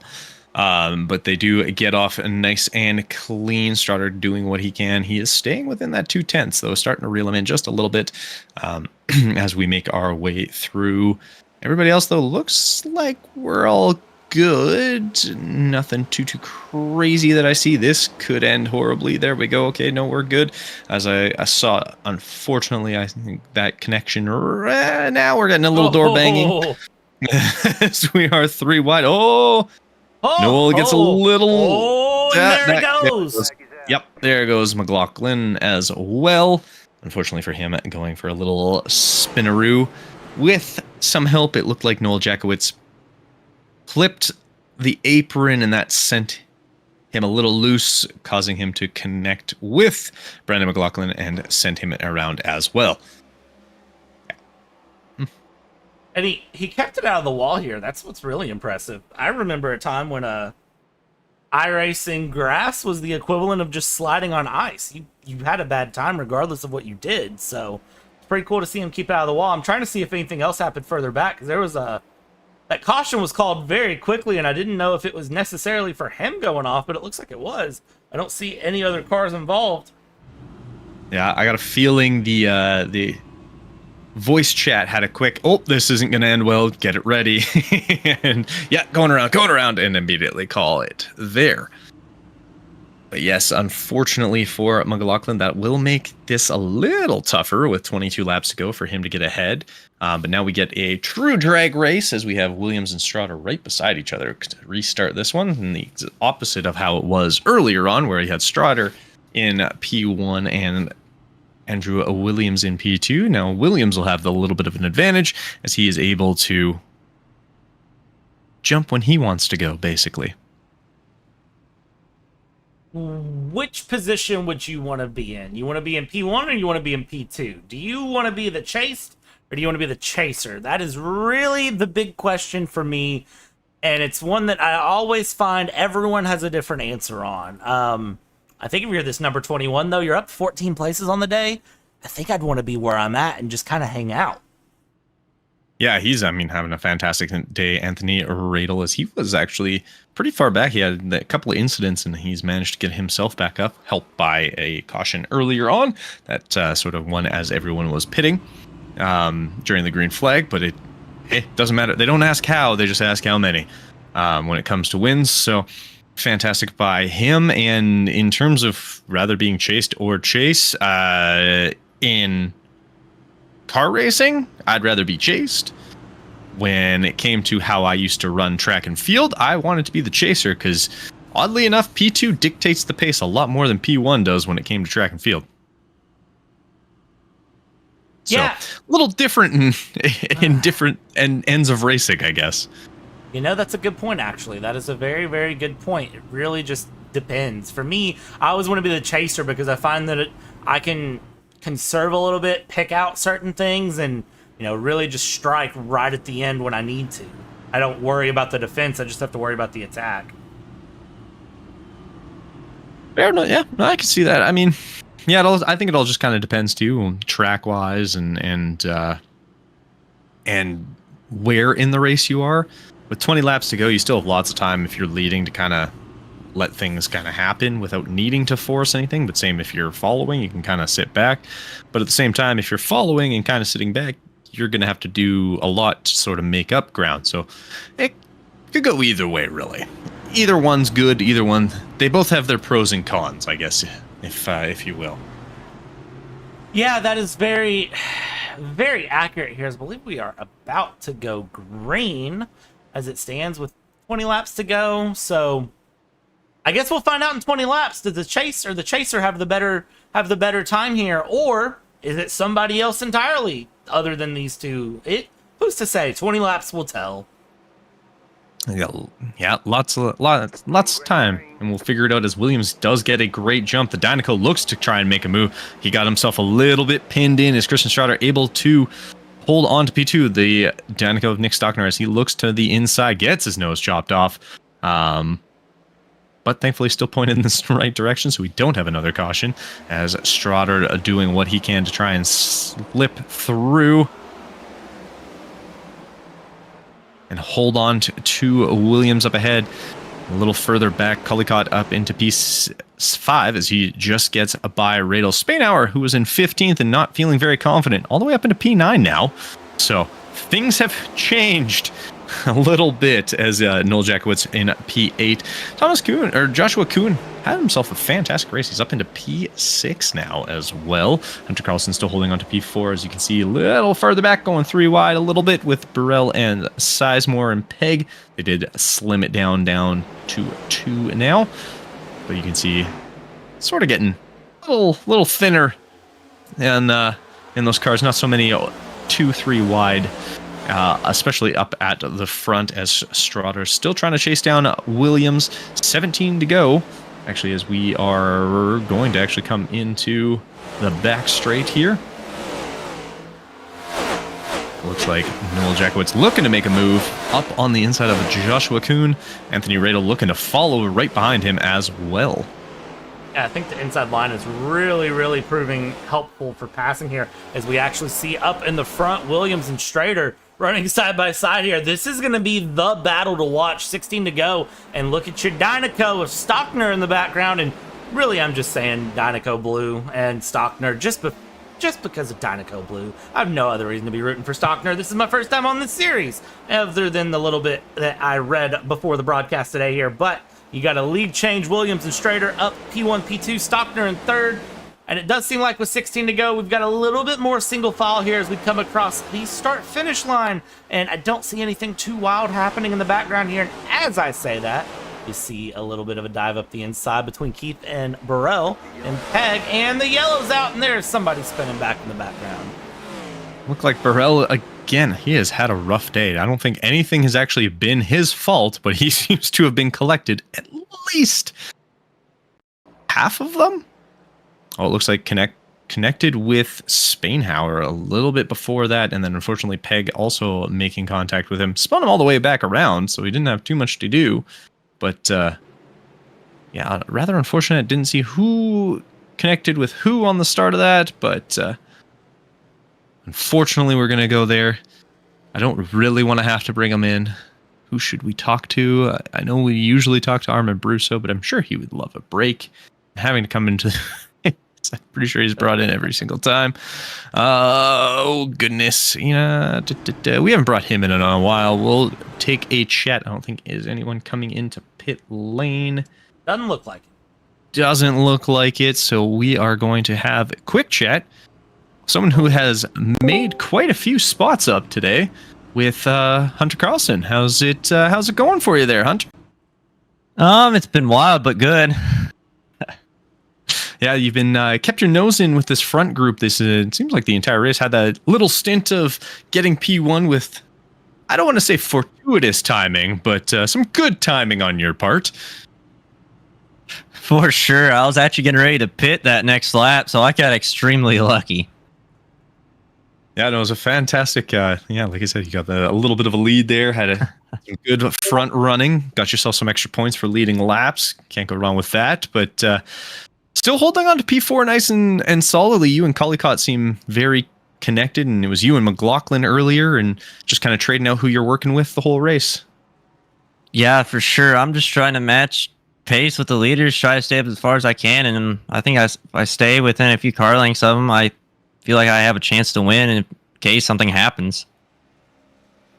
For sure, yeah. I mean, hey, like we've said, NASCAR, anything happens. We've seen it all, it almost seems like, but you'll never actually see it all. So there's a good chance things happen, right? So so I guess win is your sort of hope for the day, or what are you kind of thinking is going to be your finishing at this point? If I can finish top 5, I'll be happy, and if I have a chance to win, I'm going to try to take it, because you don't get a chance to win these things very often, especially in this situation, and if I'm able to get a chance to do so, I'm going to take it. Sounds fantastic. Well, hopefully we have a nice little chat with you later on, but I'll let you get back with the Fast Angry Racing team and get ready to go green here. All right. Thank you, Ken. That being Hunter Carlson, who's currently tucked in right behind the Reese's Pieces car of Christian Strader there. And having a fantastic race for himself. I want to say he is actually not up or down, but I don't think that's correct, because I don't think he started P2. That's think what he was... the stats are saying, so... I know. Weird. I thought he was in... Who? Oh, no, it was Noel Jackowitz was P1. That's right. So he was actually P2. So Sorry. That's Christian Strader who I was talking about. Hunter Carlson up 7. That's what I was going for. That's the person I'm trying to talk to. I'm 800 names in my head all at one time. But he is up P7 positions so far. He's had himself a fantastic little race there, as Williams decides to try and juke out the pace car a little bit. With lights are off, we are coming to the Geico restart zone, and we will be underway very shortly. Not really sure what Andrew Williams is looking to do there, but sure. As we come in. Ooh, looks like issues behind already. Is that Sizemore? What? That is in Calvin Ross, and we're back under yellow. So that did not work. I'm not sure what happened, but we're back yellow. Did we even go green, technically? I don't think we did. Okay. It was just a massive checkup, and Seth, unfortunately, trying to check up, spun himself out. Now, was that? I don't like to do this, but I'm gonna do this camera. Was that net code? Because the car just hooks. Wow, yeah, I think that had to have been netcode. He doesn't touch anything and just goes hard right, and it doesn't even over throttle.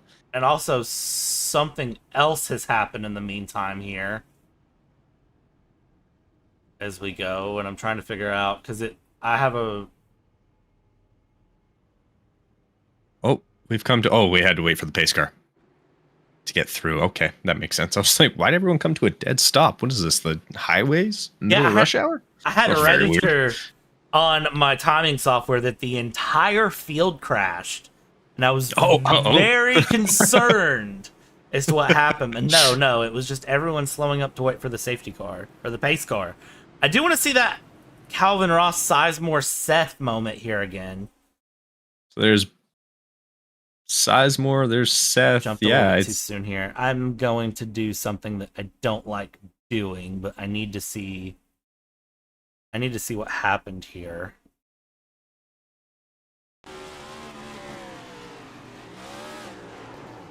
Ooh, he does it. Oh, nope. Peg just came in. Netcode. Man. That was weird. That was some interesting. Huh. Man, that was a deep drink of netcode too. Wow. Yeah, that was not the easiest one, but it looks like we are going to be going green right away here again, or hopefully again. This time a little smoother. Hopefully. I'm still trying to figure out how that worked. Like that was some awful netcode. I don't think we're gonna figure that out, but we're coming around 10 to go, sir, and here is your restart. And we'll see when Andrew is going to go. I know the Dynaco is hoping to go with him as there's the little bump draft. Hey, they're a team, and look at that. Ends up getting Stockner, Caldicott through, and Strader a little further back, and now he's got some defenders for Andrew Williams. A smart idea, maybe, unless it black flags him, but allowed Andrew Williams to get a great jump there. Man, look at this battle in the back of the pack, running 3x3 through here near the end of the field. Why? Brad getting a little high, almost makes contact with Seth. Everyone's still pointing forward, so we're okay. That was a little sketchy there for a moment as Brad looked like he had a little bit of an incident almost, but they were able to keep it going forward, so that's an added bonus. As we continue through, it looks like Strader's still holding onto P4, and then you've got Williams, Stockner, and Caldicott all kind of just tucked up ahead of him, so I mean, it seems to have worked, the little bump draft to start that restart, and Stockner able to hold on to P2 and kind of bring Caldicott along with him. So it looks like Caldicott looking to try. A little bit of a bumper tag there, but somehow didn't spin him. And a little bit of a bump draft from the 29? A little bit, yeah. It looks like trying to get Caldicott up ahead, but Stockner might, or Strader might almost utilize this to kind of pull him through as well, as we see Hunter Carlson now on the scene. Not sure what's going on. Stockner seemingly having some slight speed issues as he's just not holding like he was. Williams half a second ahead now, as Caldicott does get in ahead of Stockner. Strader looking to also make a move, as it looks like he is also going to be able to just tuck his way in. Hunter Carlson hoping to kind of tag along and pull himself through as well. Yeah, Stockner and Strader dueling it out as they are side by side as they make their way down into the final corner before heading to the back straight. So coming out of turn 2, Caldicott seeming to have a little bit of a problem not bumping that wall on the exits. It's just reaching out to him. It's just reaching out and giving him a nice little high five as he goes by, encouraging him here. So we're crisp high five. Yeah, that's what you need. 4 to go as we cross the line here. Well, it looks like Stockner regaining his P3 a little more solidly now, as we have Hunter Carlson looking to try and make a move on the outside of Christian Strader, though I don't think it's going to work, because it doesn't look like it. Noel Jackowitz also starting to reel everybody in, as he's got a little bit of speed. We have fallen into single file for the most part in this front group. We'll see who is going to really hold on to this one. It looks like Williams, with 3 to go, does have that 0.6 of a second lead Unfortunately, Schroeder and Stockner both trying to duel it out. Stuck behind Collicott, even though they're trying to get by him. Collicott doing a great job of kind of keeping everybody behind him as well. Hunter Carlson trying to get up on in there. But a little bit boxed out by the fact that there's two cars side by side pretty much the entirety of the last couple laps.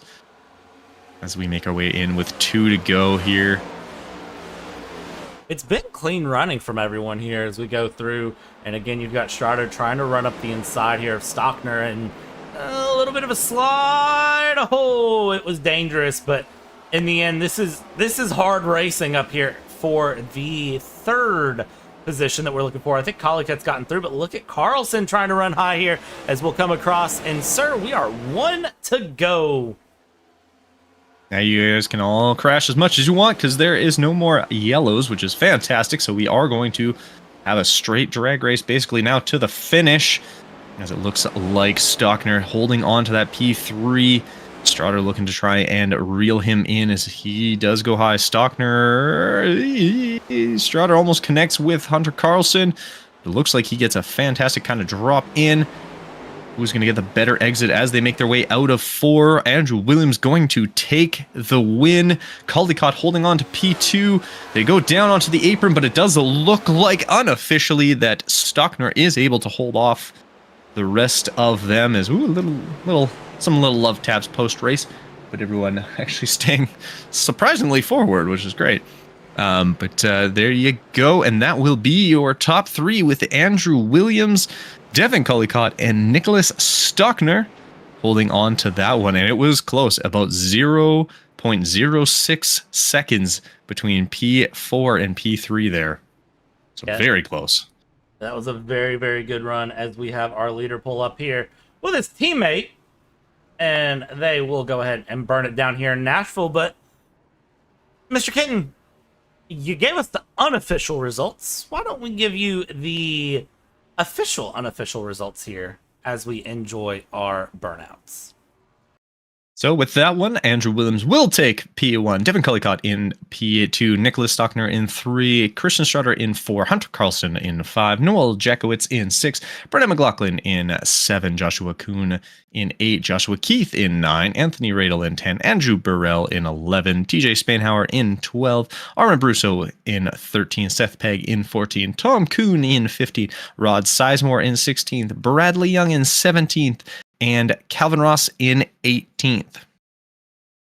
And it does look like we do have our top 2 of the top 3 here. I don't see. Yeah. So we will quickly start with Nicholas Stockner, because that was probably one of the, or yeah, we could try it with Williams. Sorry, I just saw you hop over to Williams there. So we will start with our first place in Andrew Williams, as we'll have a quick chat with the overall winner on this one. And it was definitely a hard-fought battle, but Andrew, how'd you feel on that one? Man, dude, that was a crazy race. I really gotta pour one out for Christian Schroeder. This is 2 weeks in a row where he's been the quickest car by far, and just strategy didn't go his way. But that's really all I gotta say about the race. Is just we lucked into some really good restarts there at the end to get the track position, and enough yellows to where the difference in tires wasn't going to matter that much, and just stole another one. Just steal it and run, right?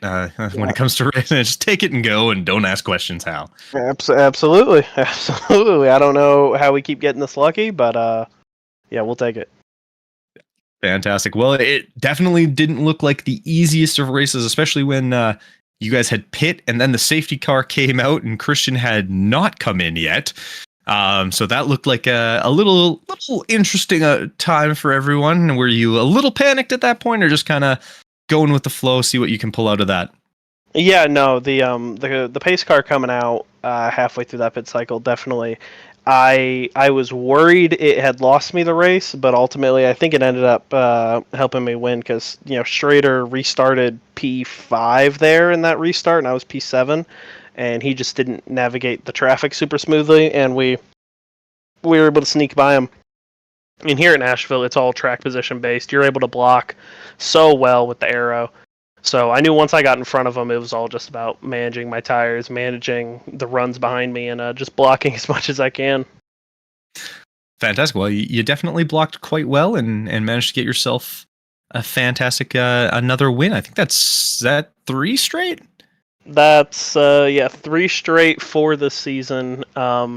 We're going on now. I want to say Orange Wheel Racing's at like 11 in a row now, or something crazy. We're on a tear. We really thought we were going to lose it tonight. Missing a few of our quick guys, and just Strader looked unstoppable. But super happy to luck into this one for the team. Well, congratulations on the win. Was there anyone you wanted to give a shout out before we let you go? Of course, I want to give a huge thanks to all my Orange Wheel Racing guys, even though most of them didn't show up tonight.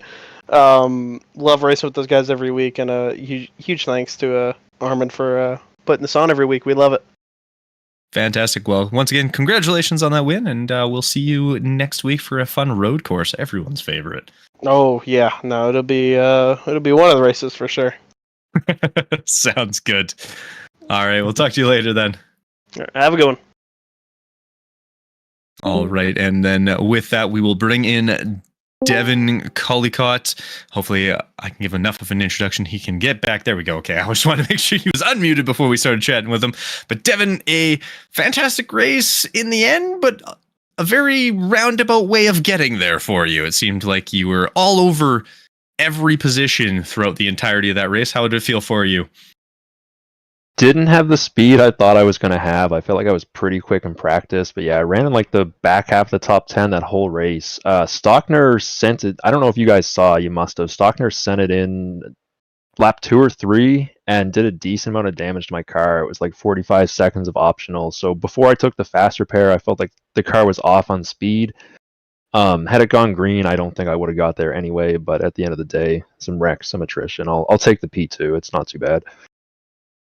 No, it seemed like I said, it was early on. You unfortunately had an incident, and then kind of had to battle your way back. And then once you did, it seemed like something else would happen. You ended up near the back again. So obviously, yeah, like you said, war of attrition when it comes to these kind of longer races. And I mean, you managed to hold off a very storming Nick Stockner there.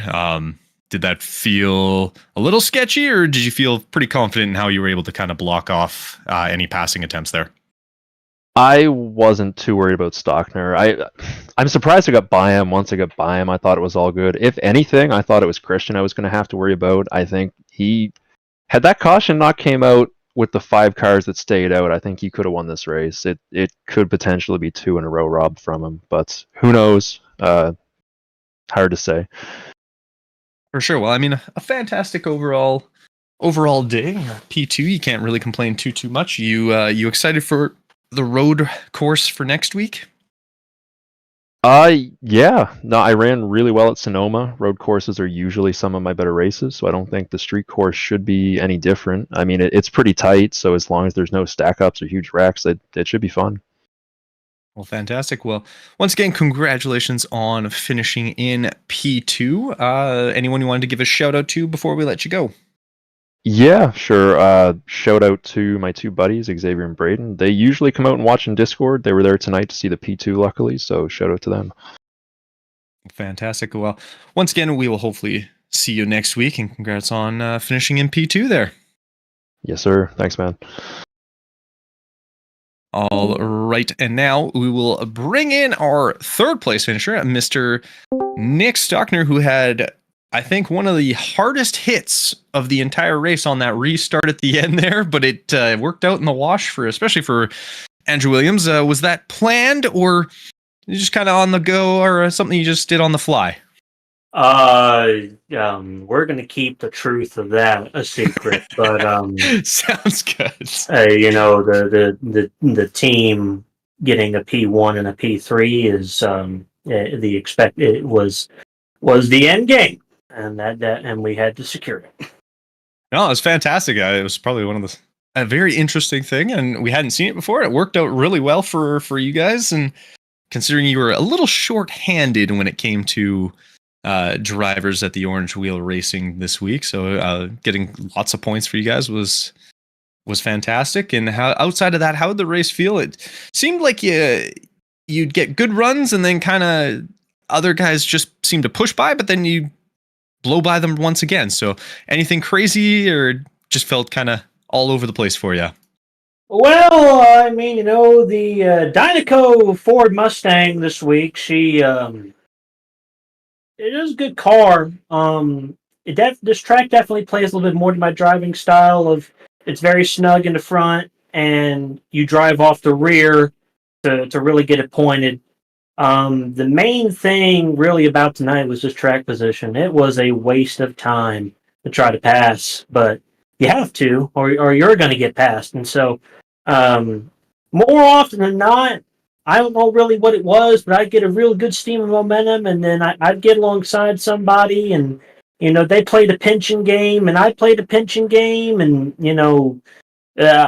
more often than not, I was losing, but there near the end, it was more just I'm gonna lick this stamp and send it, and I've been raced like that a lot in this league, where a lot of people are just flat out just sending it in there and hoping it sticks, and I thought I'm gonna take that and use that to my advantage, just make it happen, and fortunate enough for us, it worked out in our favor tonight.